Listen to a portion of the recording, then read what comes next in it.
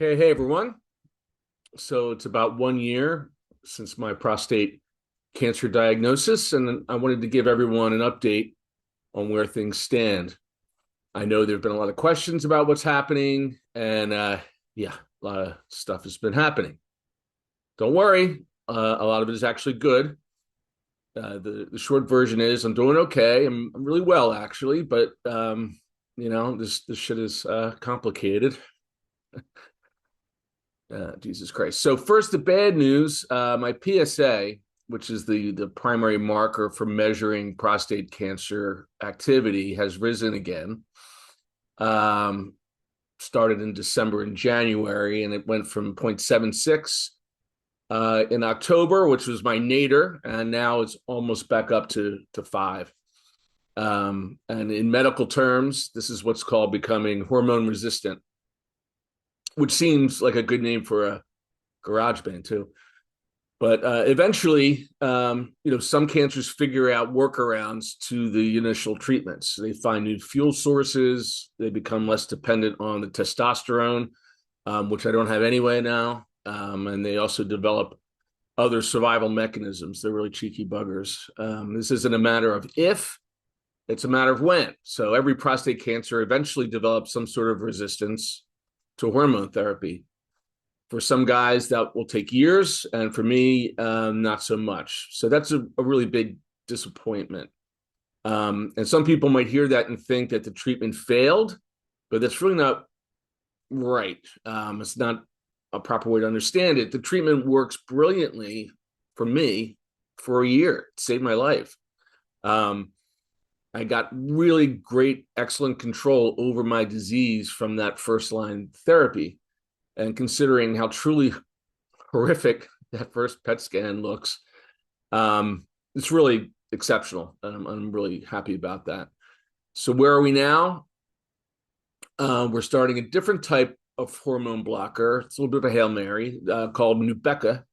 And I'm going to try that for about 6 weeks to see if that can slow down that PSA rise. Because, on the other hand, which good news, they also gave me a CT scan and there's no growth in my cancer. So while I still have it, it's much less than what it was before. And it hasn't started to kind of mimic what those markers are kind of like. I think the markers are kind of like a canary in the coal mine, right? So if that doesn't work, or if only partially works, we'll move to something called Pluvicto. It may be in the back of your head because I think during the World Series, they ran an ad with like grandpas running around a park, like chasing after their grandkids, and then would tell you all about the shitty side effects. So it has entered most people's minds, I think. I'm already approved for that. So, if and when we need to move forward, that will be able to be scheduled quickly. And after that, there are lots of other options, other chemotherapies, these things called PARP inhibitors.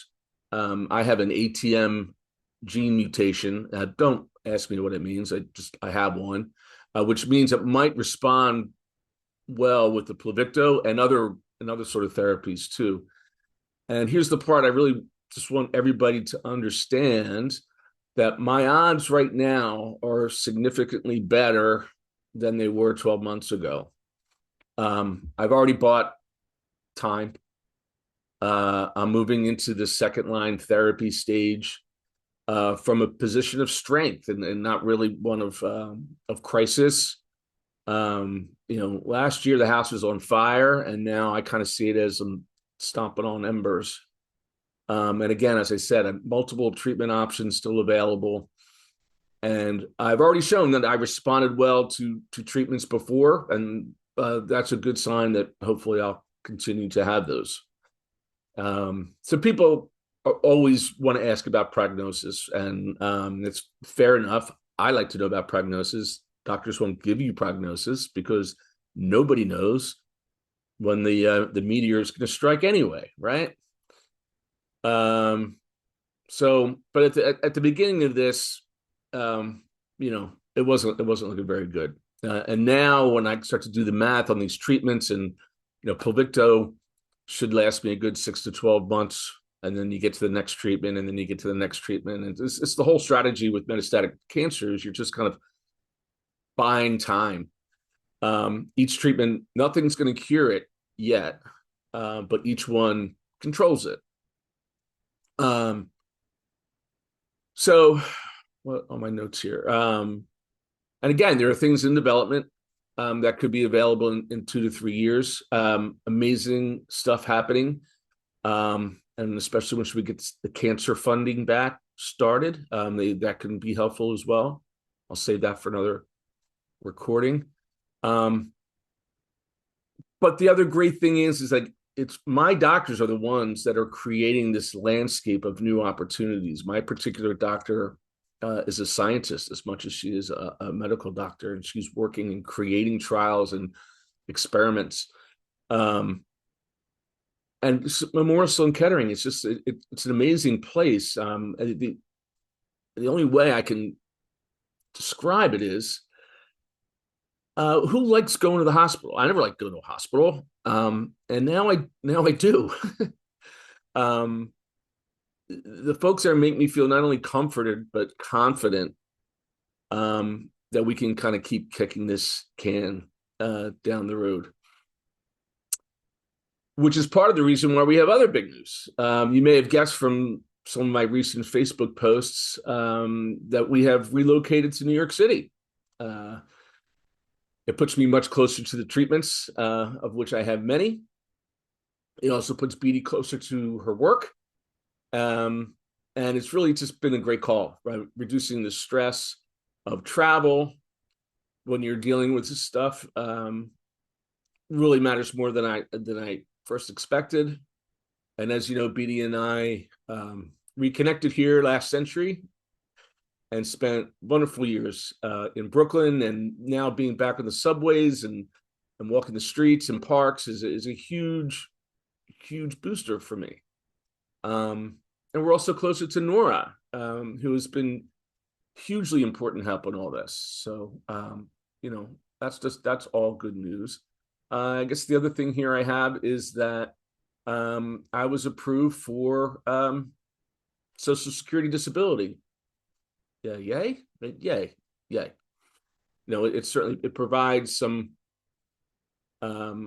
stability, and it makes me be able to focus on what I need to focus on, which is my health. And that whole thing was a process, but it has taken a lot of weight off of our shoulders going forward.